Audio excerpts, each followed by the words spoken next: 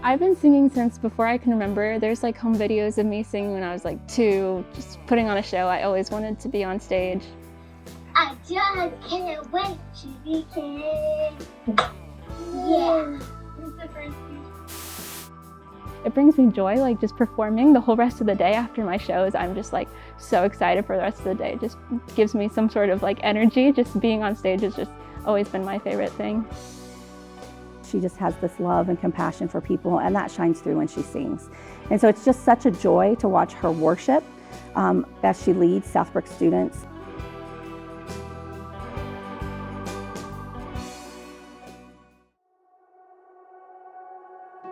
Spring of my freshman year, I woke up with like a lump in my neck, and I gradually started feeling more and more tired and just like sick all the time. And like I went to the doctor probably once or twice a month, and I never got any answers.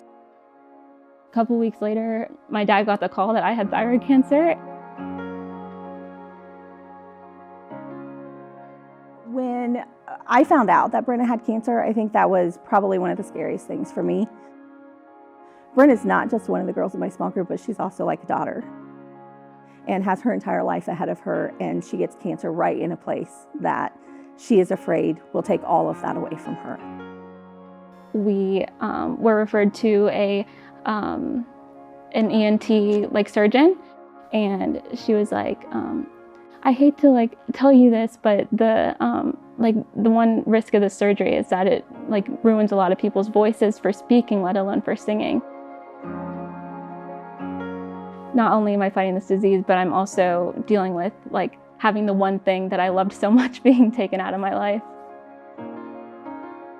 There was a very real fear that she would come out of surgery and not be able to sing again. And so as a group, we prayed for her. So the day of the surgery was actually on my last day of my junior year, so I missed my last day. And everyone was getting ready for summer, and I was getting ready for this like life-changing thing to happen. It could ruin my life, it could save my life. We didn't know at the time.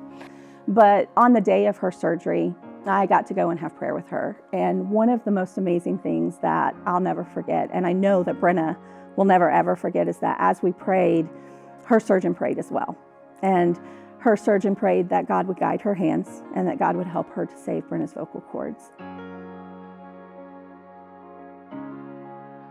So the surgery that was supposed to be 4 hours, it was 8 hours long because she wanted to make sure that everything was done perfectly to take care of my voice. And she ended up sewing my vocal nerves back together after they fell apart to try to get them to be preserved as much as possible. And then the next day, went up to see her at the hospital, and she was already able to speak, which was nice because she didn't know for sure if she would be able to do that.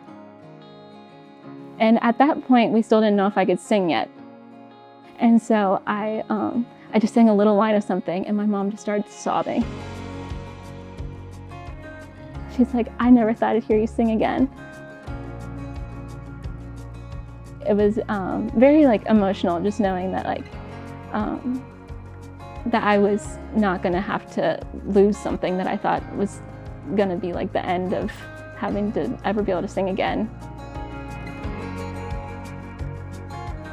My story's being written by the best author there is, so I just think that I can trust it no matter if I don't like what's happening or not, because it's just always gonna be in the best hands possible.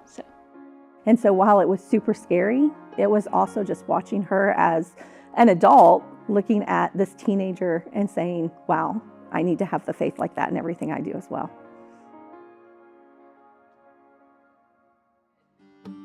I keep my dirt on the surface so you don't gotta dig.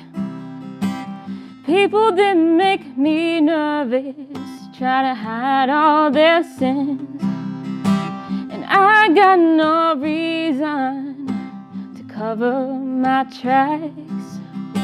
The best part of learning is just to love it where you're at. So love where you're at. Oh, love where you're at. Keep your dirt on the surface and just love it where you're at. Love love it where you're at. Hold yourself where you're at.